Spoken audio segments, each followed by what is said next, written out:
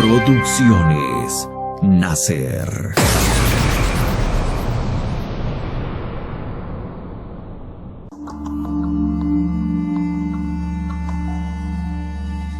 Ya te digo que hay muchas cosas que para ti son invisibles. Tengo conmigo mis 7 poderes, que me pertenecen como a ti tu memoria, tu valor o tus pensamientos.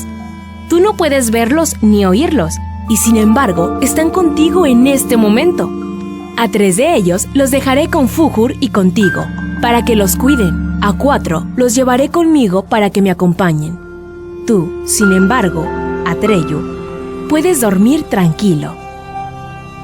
Con esas palabras de la emperatriz infantil, todo el cansancio que había sentido Atreyu durante la gran búsqueda cayó de repente sobre él como un velo oscuro. Pero no era el cansancio de piedra del agotamiento, sino un deseo de dormir, tranquilo y apacible. Hubiera querido preguntar muchas cosas, aún a la señora de los deseos, la de los ojos dorados, pero era como si ella, con sus palabras, hubiera paralizado todos los deseos de su corazón, dejando solo uno prepotente: dormir. Los ojos se le cerraron y, sentado sin recostarse, se deslizó hacia la oscuridad. El reloj de la torre dio las 11.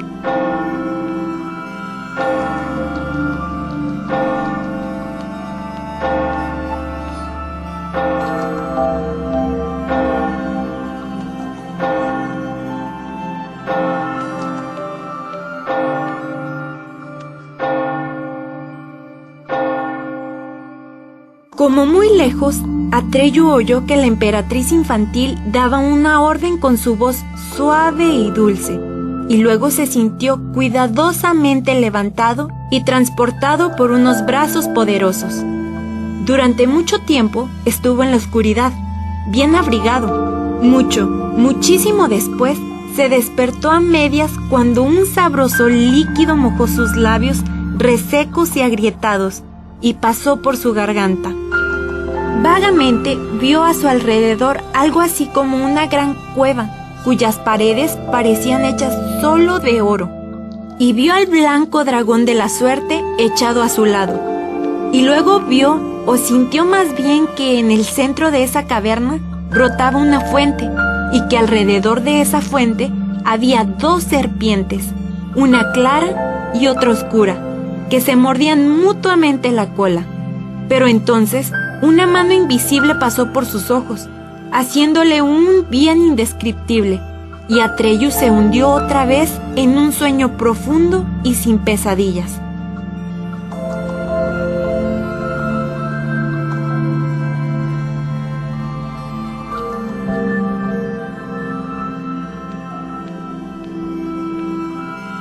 Al mismo tiempo, la emperatriz infantil salía de la torre de marfil.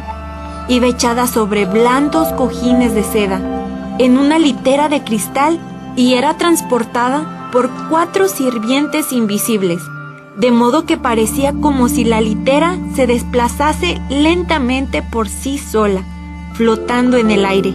Atravesaron el laberinto del jardín, o más bien lo que quedaba de él, y a menudo tuvieron que dar rodeos porque muchos senderos desembocaban ya en la nada. Cuando finalmente llegaron al borde exterior de la llanura y salieron del laberinto, los porteadores invisibles se detuvieron. Parecían esperar órdenes. La emperatriz infantil se incorporó en sus cojines y echó una mirada hacia atrás, a la torre de marfil. Y mientras volvía a inclinarse en sus almohadas, dijo: ¡Adelante! ¡Siempre adelante a cualquier parte!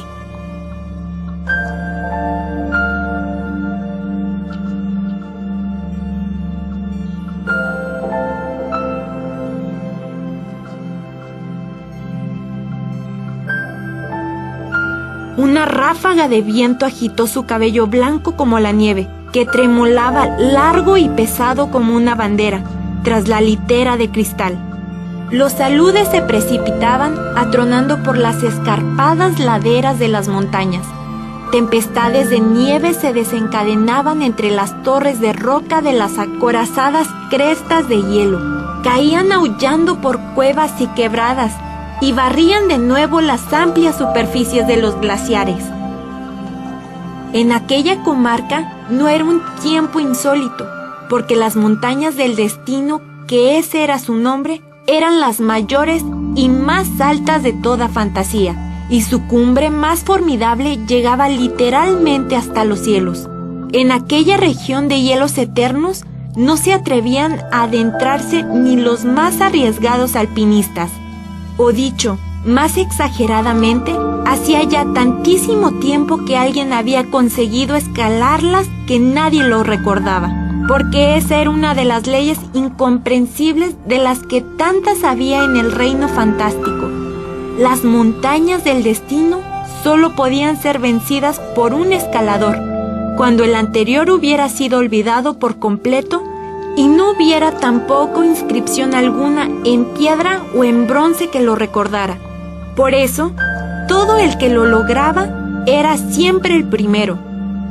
Ahí arriba no podía existir ningún ser viviente, salvo algunos gigantescos gelidones, si es que estos podían considerarse como seres vivos, porque se movían con una lentitud tan inconcebible que necesitaban años para dar un solo paso y siglos para un pequeño paseo.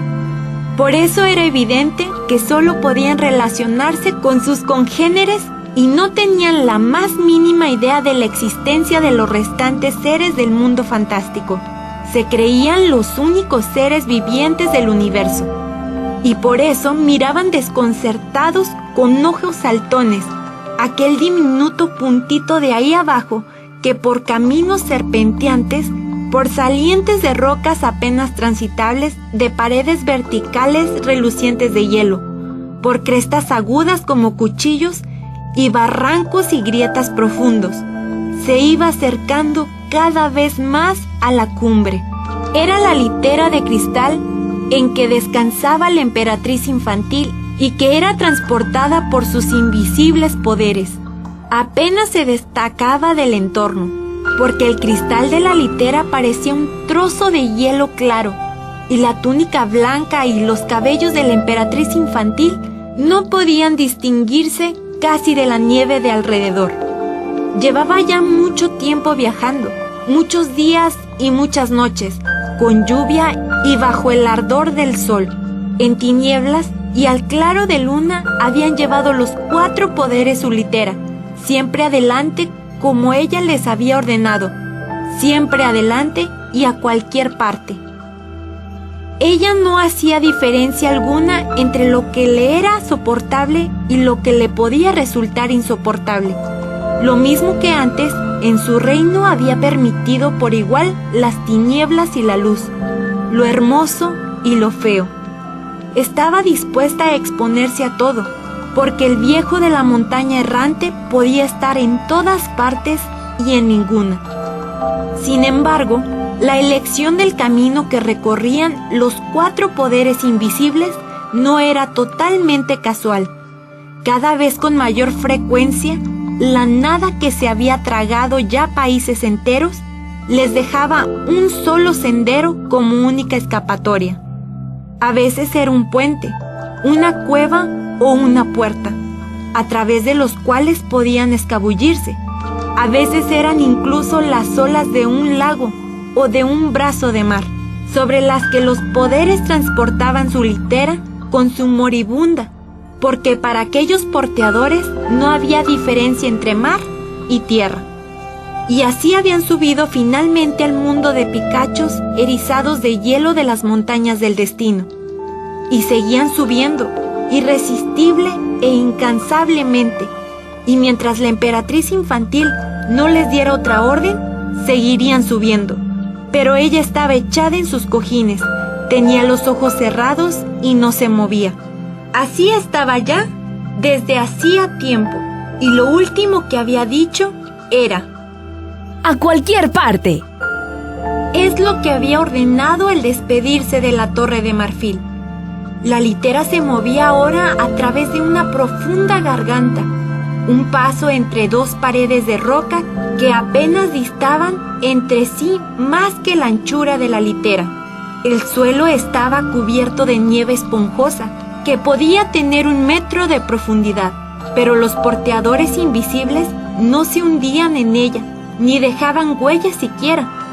El fondo de aquella hendidura entre las rocas estaba muy oscuro, porque la luz del día era solo una delgada franja allá arriba. El camino ascendía poco a poco, y cuanto más alto subía la litera, tanto más se aproximaba la franja de luz. Luego, casi de una forma inesperada, las paredes de roca se separaron de pronto por completo, dejando ver una amplia llanura blanca y brillante. Aquel era el punto más alto, porque las montañas del destino no acataban en punta, como la mayoría de las otras montañas, sino en aquella meseta tan extensa como un país. Ahora, sin embargo, se alzaba en medio de aquella superficie, sorprendentemente, una pequeña montaña de aspecto peculiar. Era bastante estrecha y alta, semejante a la Torre de Marfil, pero de un azul luminoso. Se componía de varios picachos de formas extrañas, que se elevaban hacia el cielo como gigantescos carámbanos de hielo invertidos. Aproximadamente a la mitad de la altura de la montaña, descansando sobre 3 de aquellas puntas, había un huevo del tamaño de una casa, formando un semicírculo en torno a ese huevo, y detrás de él subían hacia lo alto como los tubos de un inmenso órgano, unas agujas azules mayores que constituían la verdadera cumbre. El gran huevo tenía una abertura circular que parecía una puerta o una ventana, y en aquella abertura apareció un rostro que miraba a la litera, como si la emperatriz infantil hubiera sentido aquella mirada. Abrió los ojos y miró también. ¡Alto! Los poderes invisibles se detuvieron. La emperatriz infantil se incorporó.